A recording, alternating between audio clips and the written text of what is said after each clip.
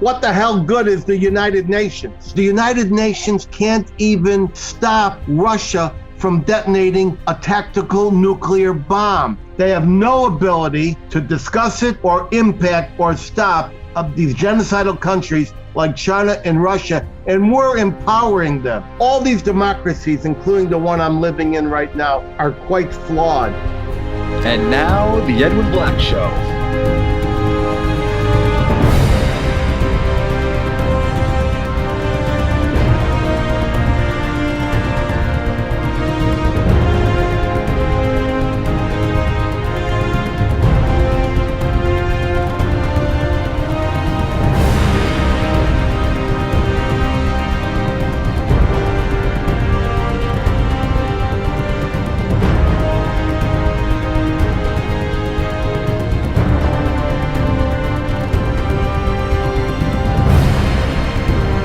Sponsored by the Books of Edwin Black, available on Amazon and at booksellers worldwide. And now, here's Edwin.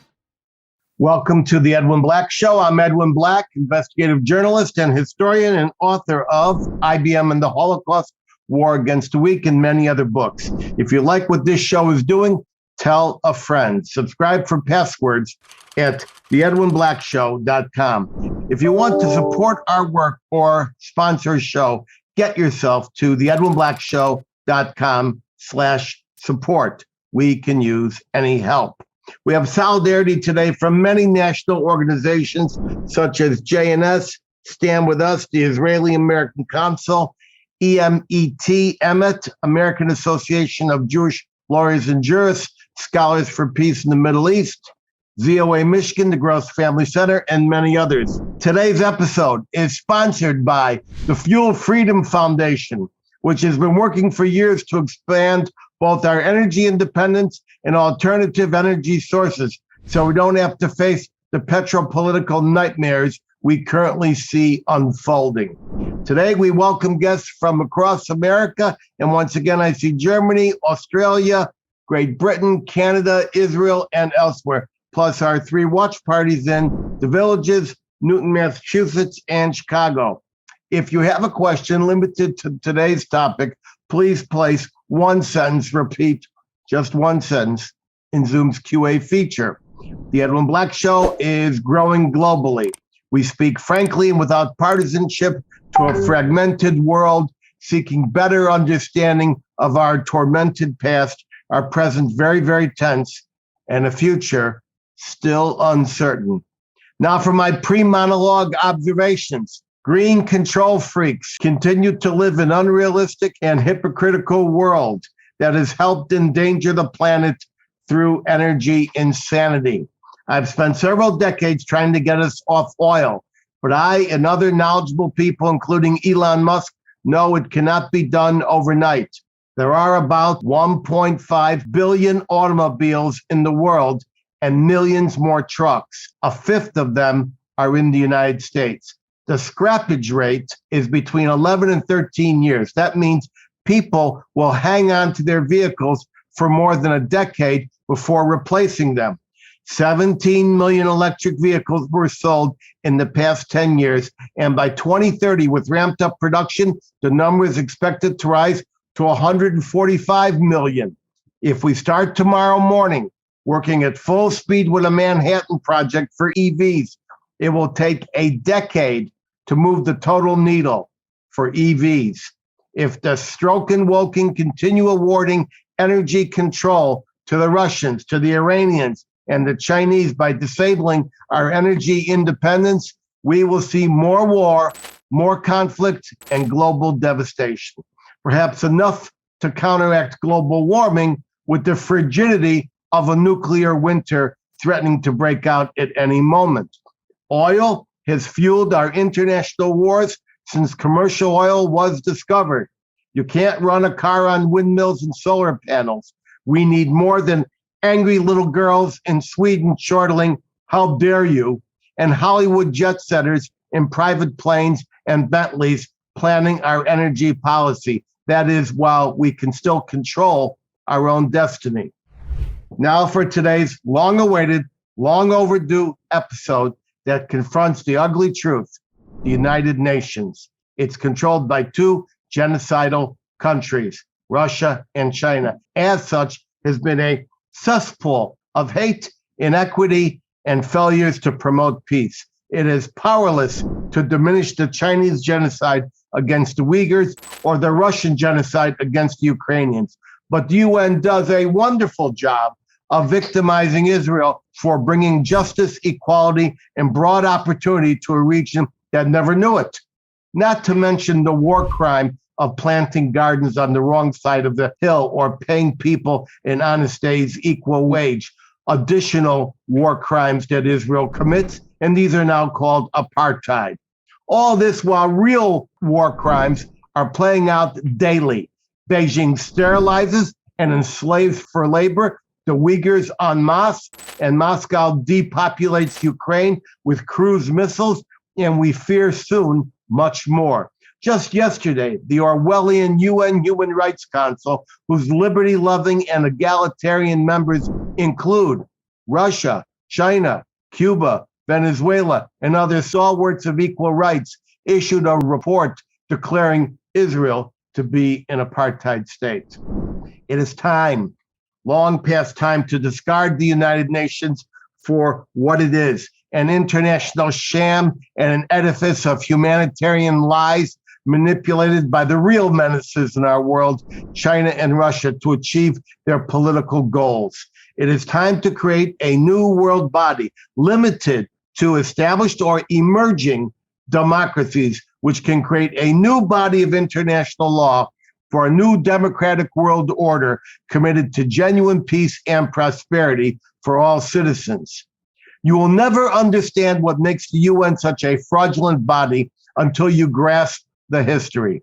Everyone knows that the predecessor organization to the UN was the League of Nations.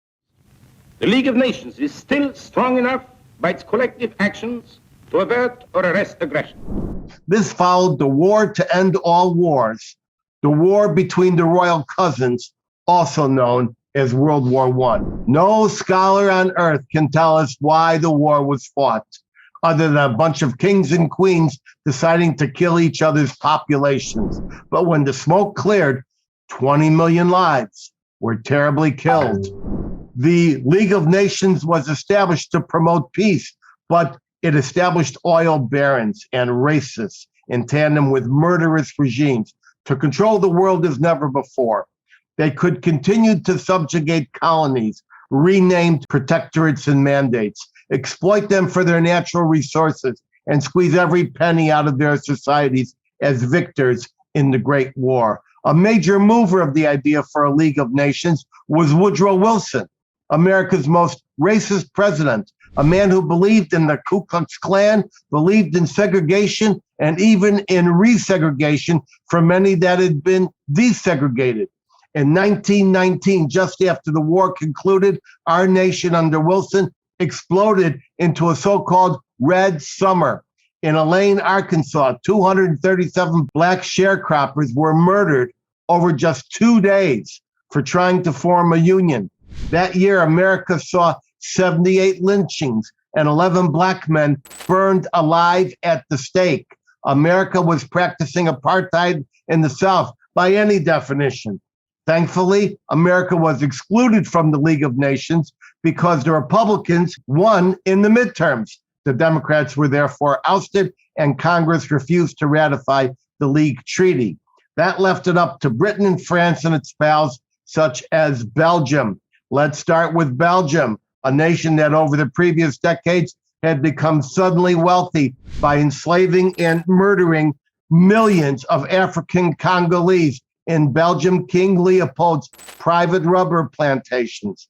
Leopold's tactics included institutionalized mutilation and cannibalism. That's right, cannibalism, and the mass murder of tens of millions who were enslaved by the king's companies to produce rubber. Let's move to Britain and France. As spoils of war claimed by the victors, they divided the colonies of the Ottoman Empire, also known as Turkey, for oil, for trade routes, and cheap labor. They invented Arab countries in the Middle East that never existed so long as the men in top hats could control the oil beneath their feet and the pipelines that crisscrossed their land. Suddenly, we see Lebanon, Syria, Iraq, Jordan, modern Arabia, and modern Egypt. Human rights, equal rights, religious rights, be damned. In that mess, the League did one good thing.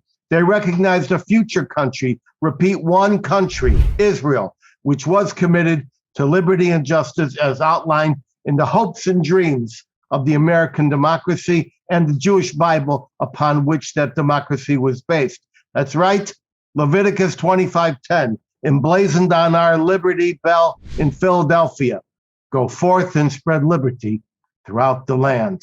But in its subjugation of Arab peoples in the Middle East, propping up imported kings granted authority not in their countries, but by virtue of wand waving in London and Paris. So long as the oil flowed, the League acceded to centuries of ancient hate and stood by as thousands of Jews were victimized by regular murderous riots throughout the Arab world and in Jewish Palestine.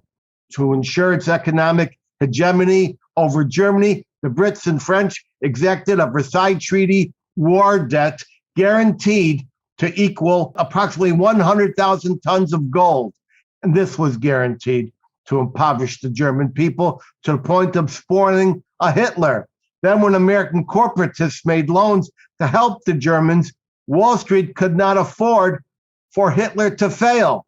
No wonder the League of Nations could not promote peace. They were invested in war and exploitation. The League of Nations did not prevent the 1931 invasion and occupation of Manchuria by Japan, nor the annexation of Ethiopia by Italy in 1936, or Hitler's 1938 land grab in Austria, the dismemberment of Czechoslovakia, the persecution and destruction of the Jewish people in Germany, or the invasion of Poland in 1939, nor did it stop the Soviet Union from invading Poland in concert with the Nazis in that 1939 Blitzkrieg. And then Moscow's 1940 domino invasion and annexation of League member states, Estonia, Latvia, and Lithuania.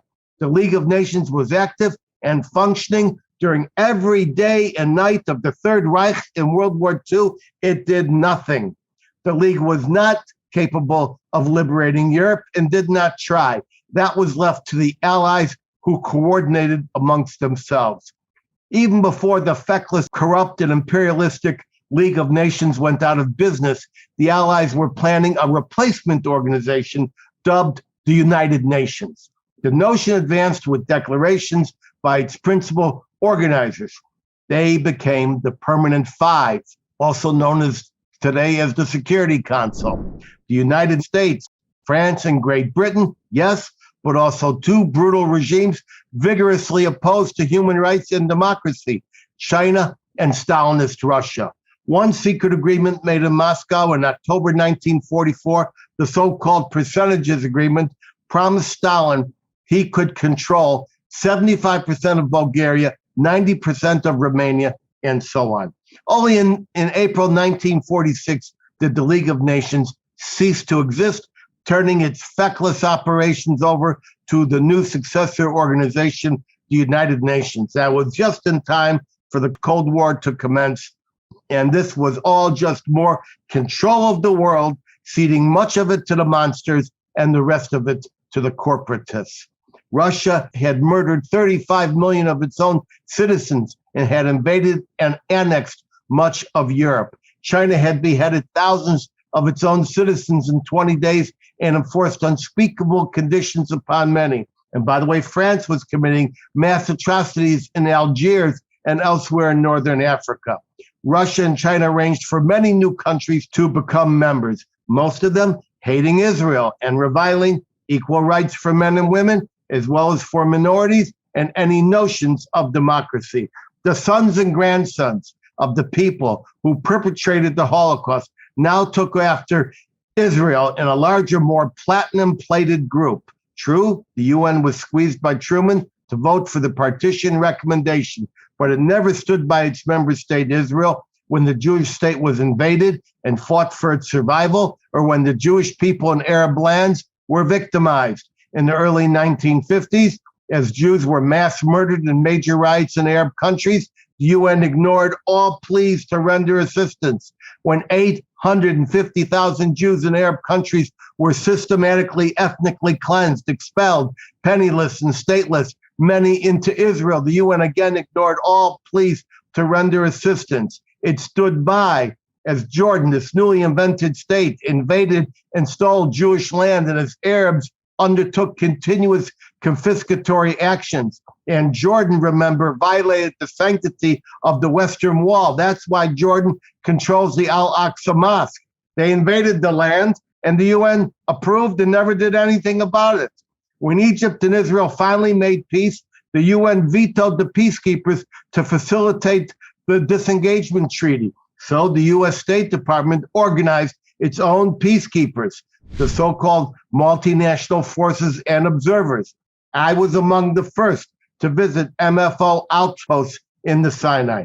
On the 37th anniversary of Kristallnacht, the UN observed the day by passing its infamous Zionism is Racism resolution. Let us not forget that starting in about 1964, the UN also facilitated a massive identity theft. Until then, Jewish Zionists and Jewish Palestine were known as Palestinians, and Arabs known by no other name than Arabs. You can check every UN resolution document before the mid-1960s. No mention of Palestinians. After the KGB and the Arab League engineered the Palestine Liberation Organization in 1964, the UN went along with the name switch to further rob the Jews of their identities. In recent times, the China-dominated UN Health Organization never came clean on the Wuhan virus.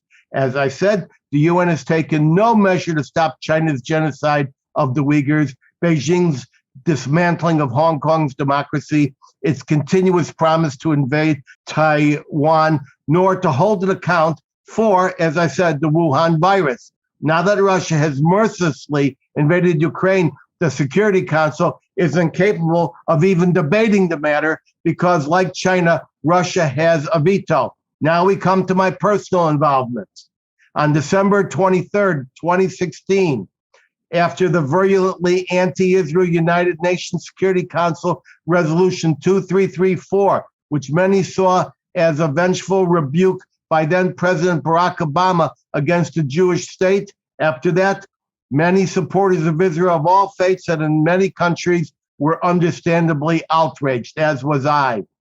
I coalesced all this resentment into a positive force. As a historian, I knew that the League of Nations had outlived its usefulness during the Hitler regime. And in the 21st century, the United Nations had outlived its usefulness and must be replaced with a new international body, one comprised solely of those nations governed by democratic principles, devoted to genuine democracy, equality, and peaceful relations throughout the world. I invented and advocated for the United States to defund and withdraw from the United Nations and to reconstitute the movement to achieve world peace for all in a new world body called the Covenant of Democratic Nations. The Covenant of Democratic Nations was intended to review, re-ratify, amend, or nullify all acts and resolutions of the United States and its agencies, creating a new body of long overdue reformed and updated international law. In January 2017, I set out upon a global tour of congressional and parliamentary appearances, lectures, rallies, and strategic meetings. The tour began in the House of Representatives in Washington, D.C., and from there continued to New York, Palm Beach, San Francisco, Los Angeles, Detroit, and in Australia, I was in Canberra, Melbourne, Sydney, and in Europe, London, Brussels, and Jerusalem. The response was universally and overwhelmingly positive. Covenant chapters began to self-organize in several countries. Volunteers began to sign up, and more conferences were requested worldwide. The response was so overwhelming, it would have taken the resources of a government to fund it and execute it across international lines.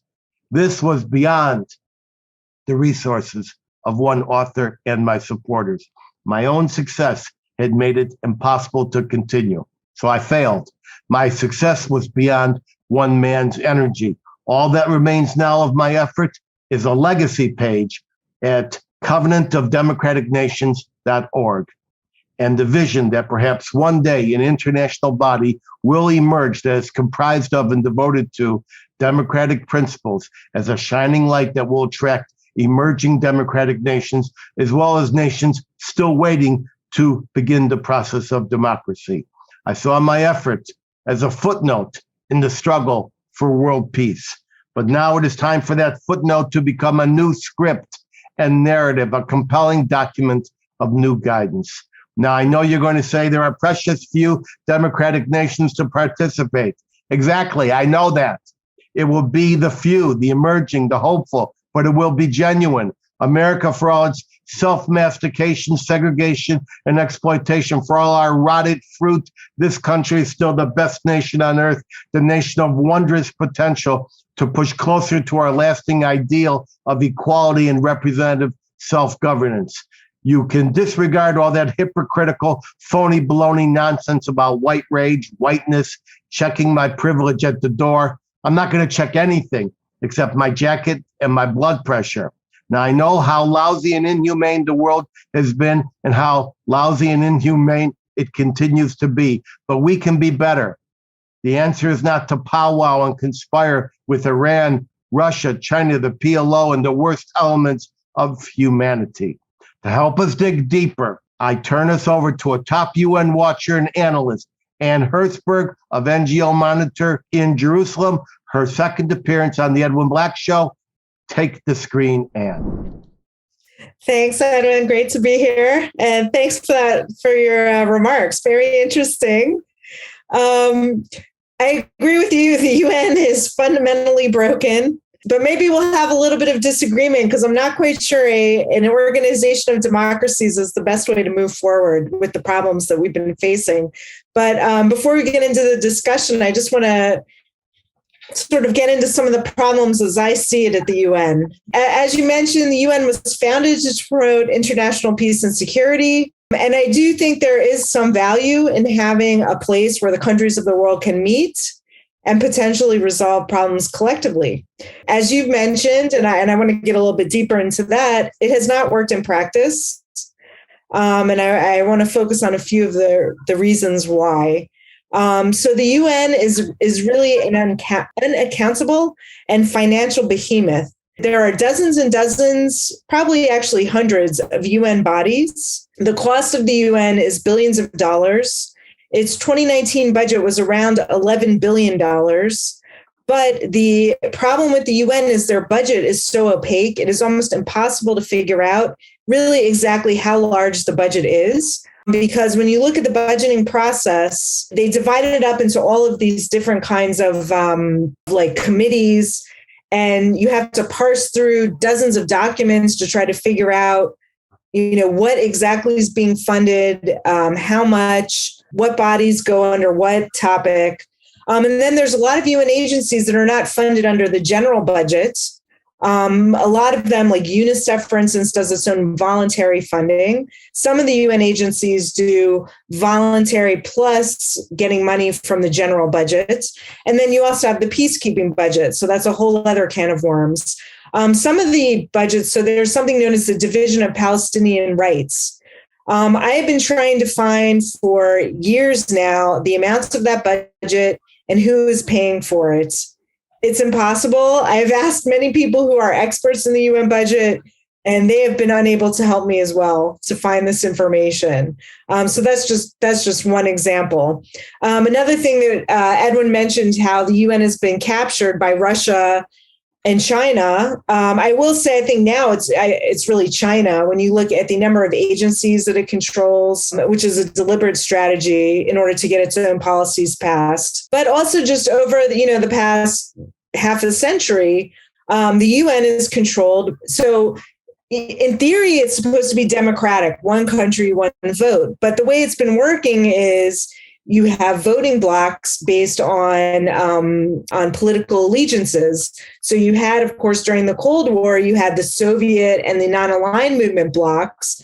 which basically dominated every single vote, which is why you could have votes like Zionism is racism. And then now, though, what you have is we no longer have the Cold War, but we have blocs like the Arab League bloc, the Organization of Islamic Cooperation, and we have the non-aligned movement still, which is now the G77, they call themselves.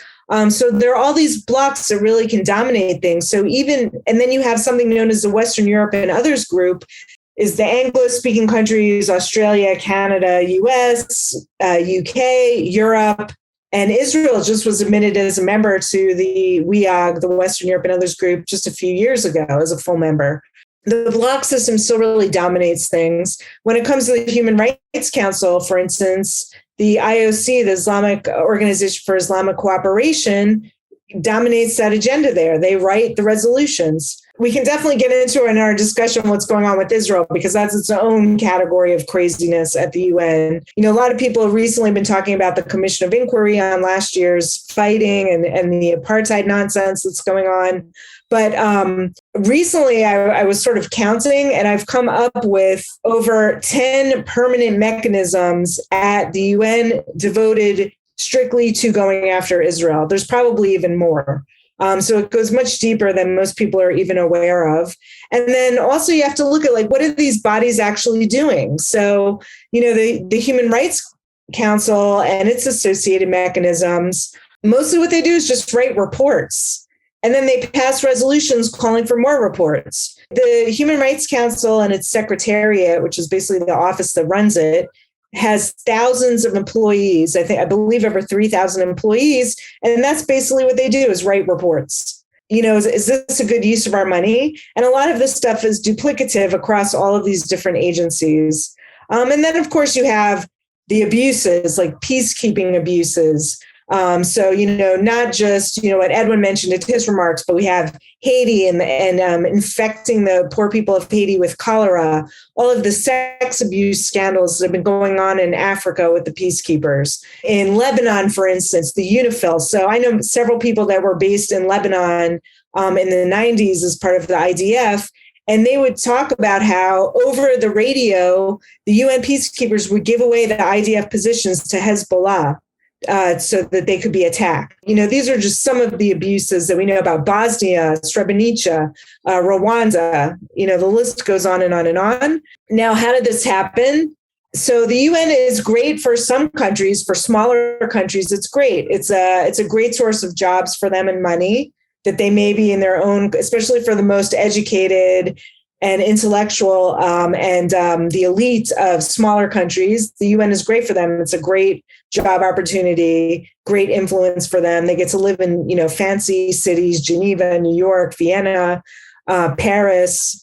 It's a great way for countries to project global influence who might not otherwise. So through this bloc system, you have the US, and during the Cold War, you had the superpowers, the US and the Soviet Union. So again, it's a great way for countries that are not superpowers that they can really try to get their influence in. And I think another huge problem, and maybe I'll end my remarks with this, and we'll maybe launch our discussion, and why I actually don't think a body of democracies is maybe necessarily the way to go, is I actually blame the Europeans quite a bit, because the Europeans and the EU really have this attitude of process over substance. And I just want to read a tweet that the EU Commissioner for International Partnerships sent out today. She sent out this tweet, #multilateralism matters, especially now when our values are under direct attack. Pleasure to meet Michelle Bachelet, who is the High Commissioner for Human Rights, and announce EU funding of 14.4 million euro to OHCHR. This is the administrative body of the Human Rights Council, over 3 years. We had a great discussion on files of multi-concern, namely Ukraine, Ethiopia, Sahel, and Afghanistan.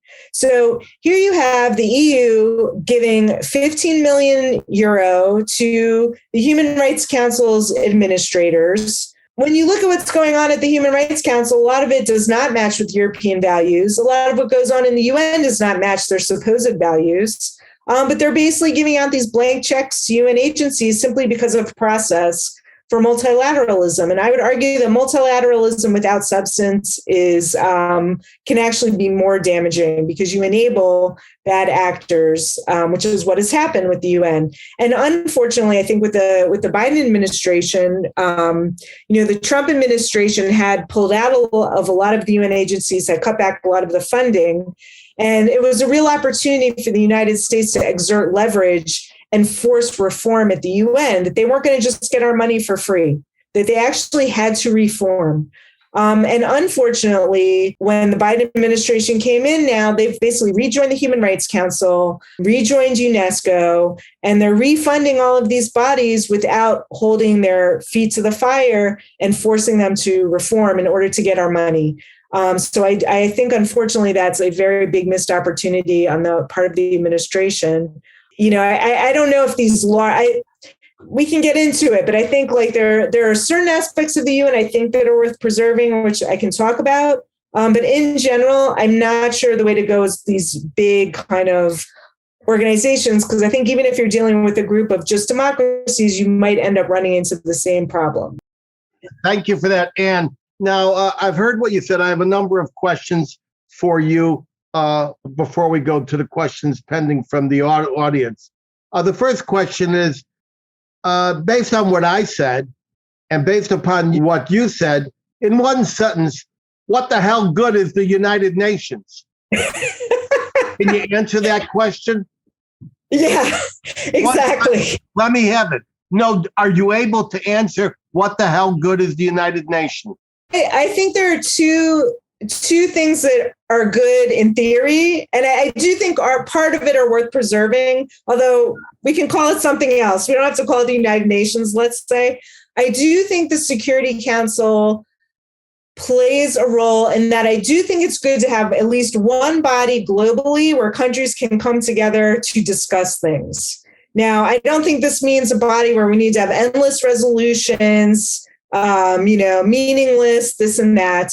I do think it is important to have a body where the potential for collective international action could take place, such as it can under the Security Councils, like sanctions and that type of thing, does have value. Except collective action where it's needed cannot take place. And it cannot take place because Russia has a veto on any criticism of what it's doing in Europe, because China has a veto over anything it's doing in Asia. The United States had a veto over anything it was doing in Iraq and in Afghanistan.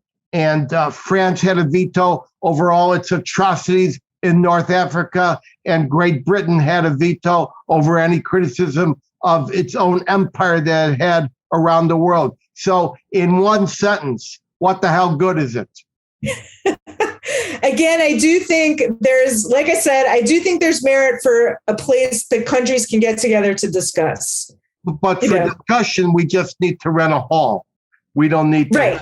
Yeah. You're absolutely right. Okay. And I'll just say there's one other, I think the refugee agency, UNHCR, has value also. What good is it to have a refugee organization when the fact is that refugee organization did not help the 850,000 Jews expelled from the Arab Crescent? That refugee policy created a special form of refugee. My parents were from Poland. They were refugees. They had to live on their own. We came to Chicago. But at that time, the UN made a special type of refugee for Arab refugees, later called Palestinians, because that was not until 1964. There is no mention of any Palestinian Arabs before 1964. And this is something our historians and our society must come to grips with: identity theft.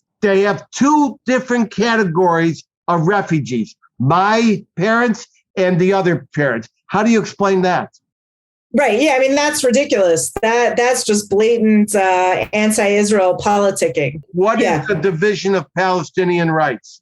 1975, when you had the Zionism is Racism resolution, That same day, they created the Committee on the Inalienable Exercise of the Rights of the Palestinian People. So you had this committee. What year was founded. this? What year was This that? was 1975. 1975. Okay. And it has morphed now into this division, which operates a propaganda agency known as UNISPAL. So it has its own website. It's basically Palestinian propaganda on the UN dime. They hold conferences. They had one yesterday, in fact, talking about crimes Israel's committing in Jerusalem. They have these conferences every month.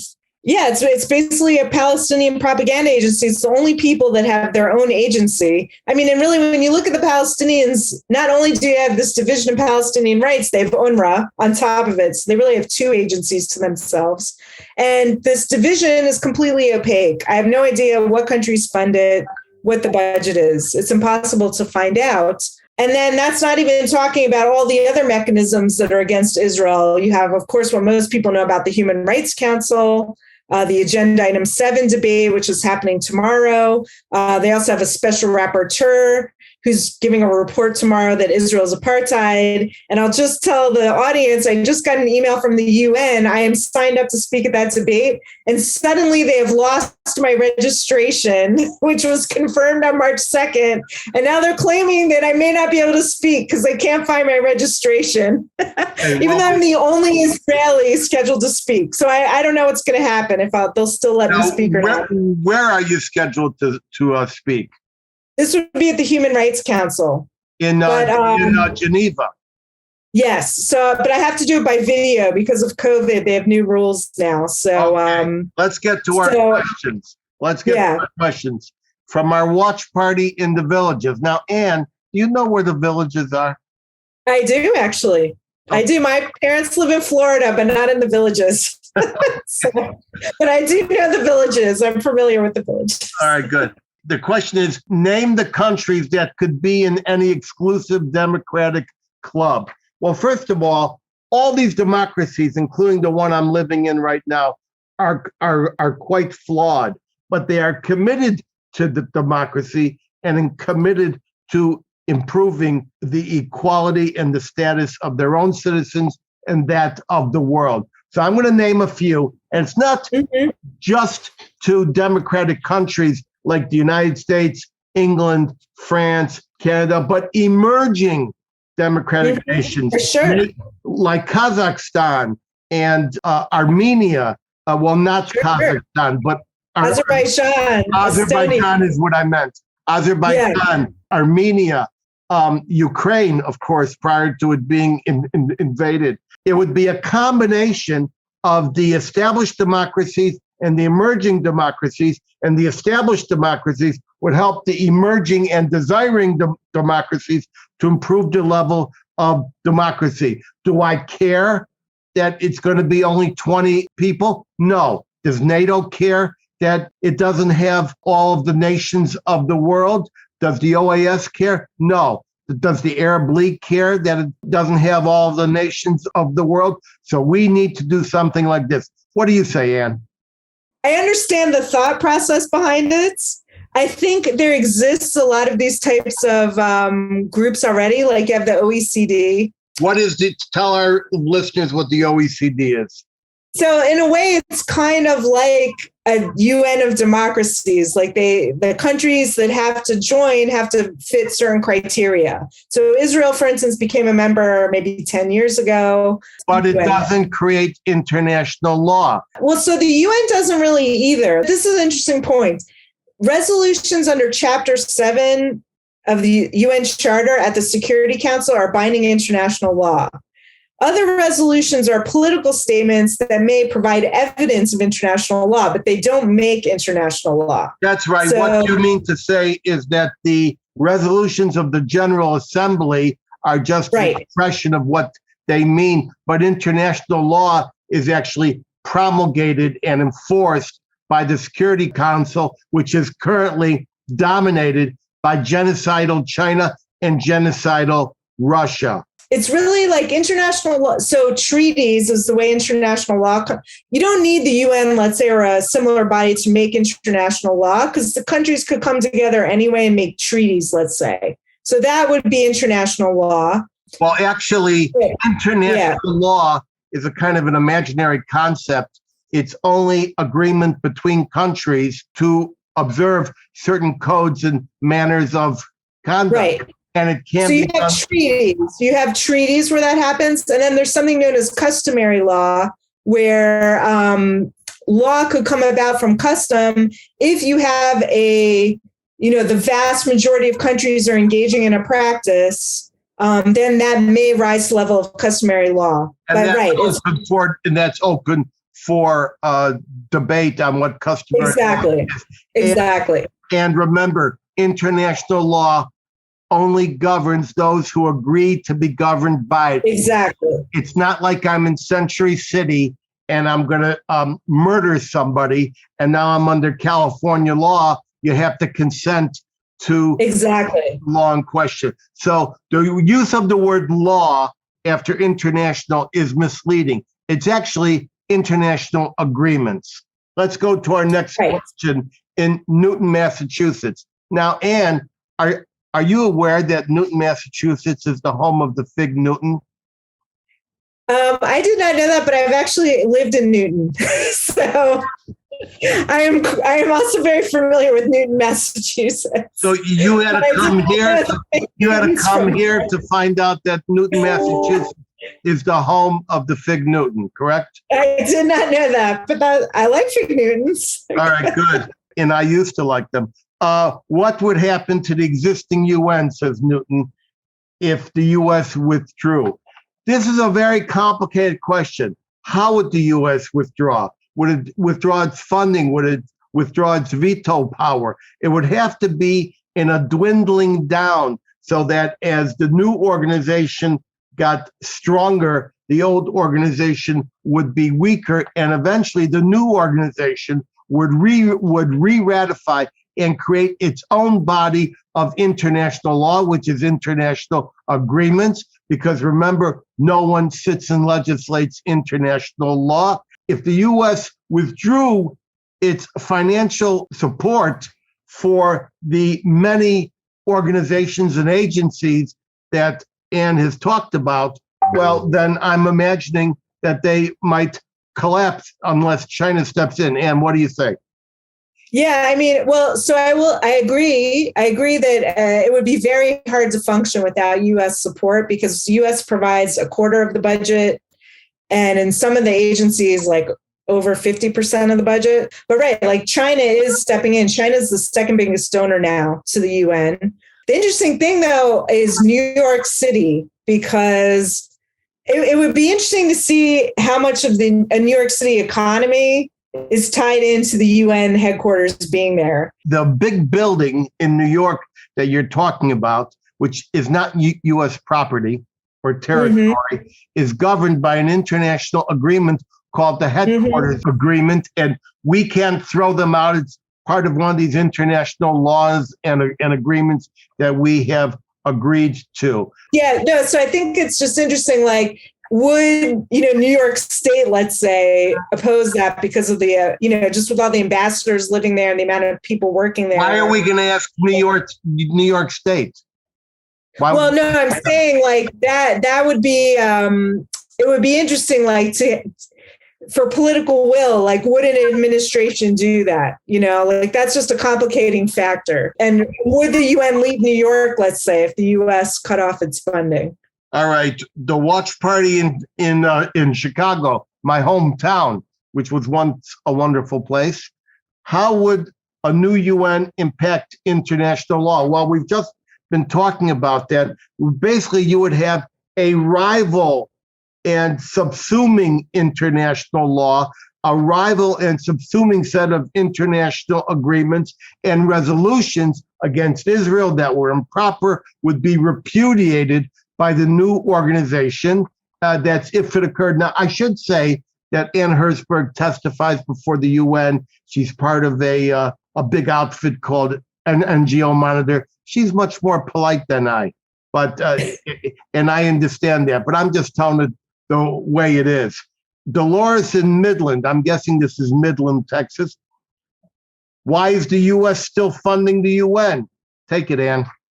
Yeah, it's, again, I think a lot of it is this idea that process over, is more important than substance. A lot of it, like the US is a very generous country, has a very large foreign aid budget, and wants to help people abroad. A lot of administrations think the best way that this can be accomplished is via the UN and certain UN agencies. So I think that's why the US continues to fund it.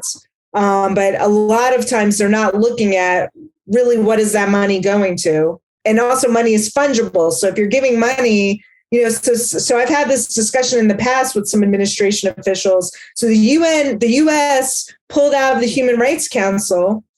So it wasn't giving money to the general budget, but they were giving voluntary contributions of $17 million still to the body that runs the Human Rights Council.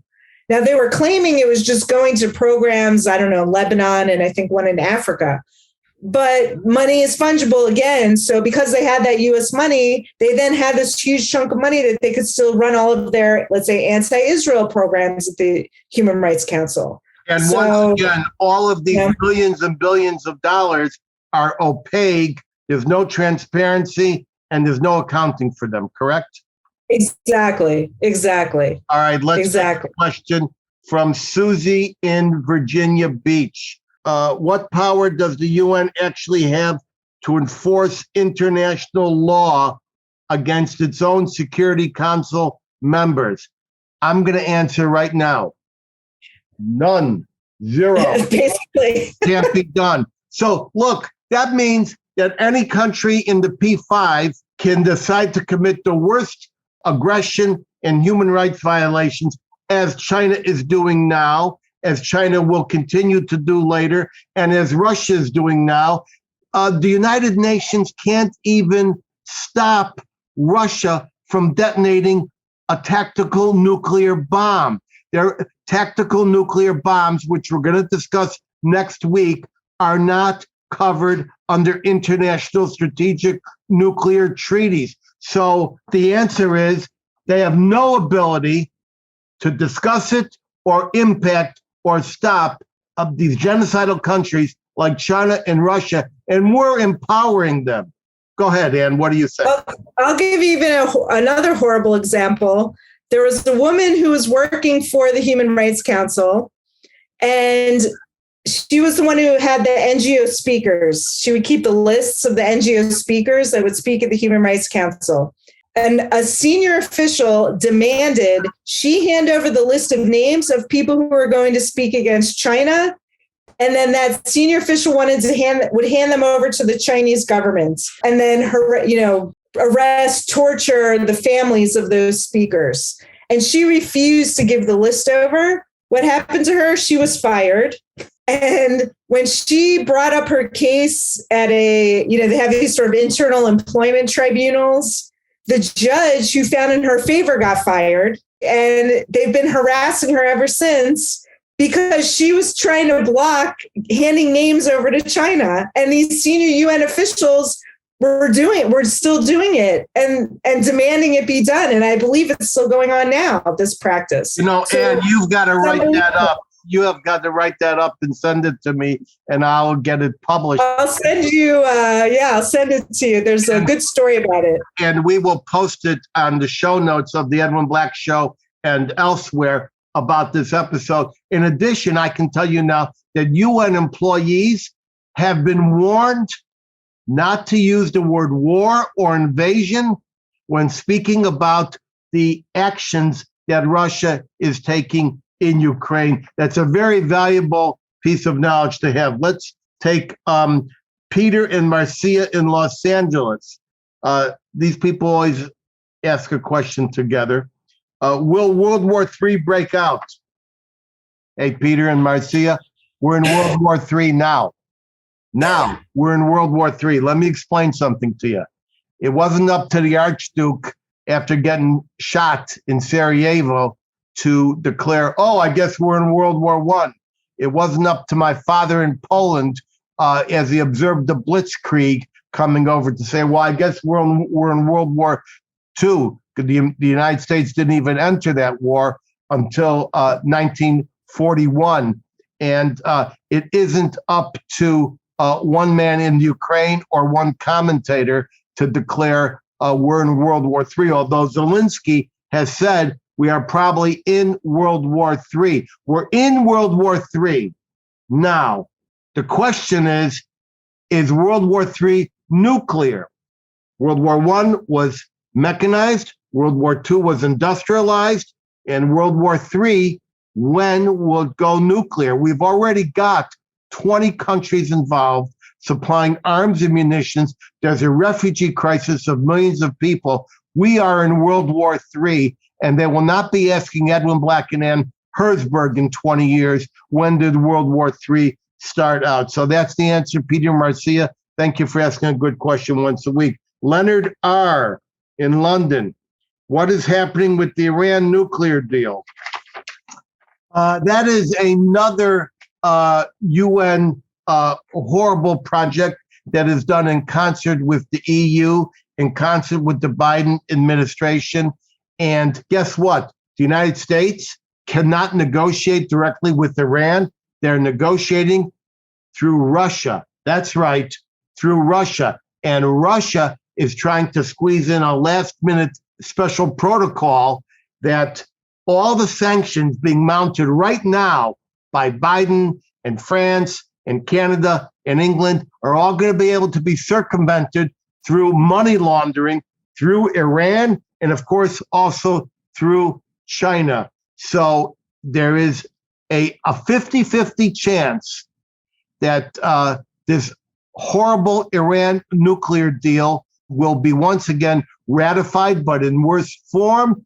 However, I can tell you that military action is almost certain, because Israel will not stand by and become the next Ukraine, especially when Iran has promised and committed itself to detonating 5 nuclear bombs in Israel this year, not only for the purpose of destroying the Jewish state, but the purpose of creating an apocalypse that will usher in their version of paradise and the Mahdi. Derek in Miami, why was the League of Nations reformed instead of creating a new United Nations? That's an excellent question. Ann, why do you think they just didn't reform the League of Nations and make it bigger and better instead of tossing it and replacing it with the United Nations? I think just what had happened, with World War II, they had to start over, I think that's just what it came down to. Especially since Russia was not part of the League of Nations. Russia wanted to dominate the League of Nations. Yeah, here's good point. Thomas in San Diego. Can the anti-Israel wing of the Democratic Party be defeated to allow progress and reform at the United Nations? And what do you say? Yeah, I think it can be. I think what happened in England, the defeat of the Corbynites in the Labour Party. I definitely think the Democratic Party, the more moderate members of the Democratic Party, can defeat those people. They just need to take a strong stand against them. You can't.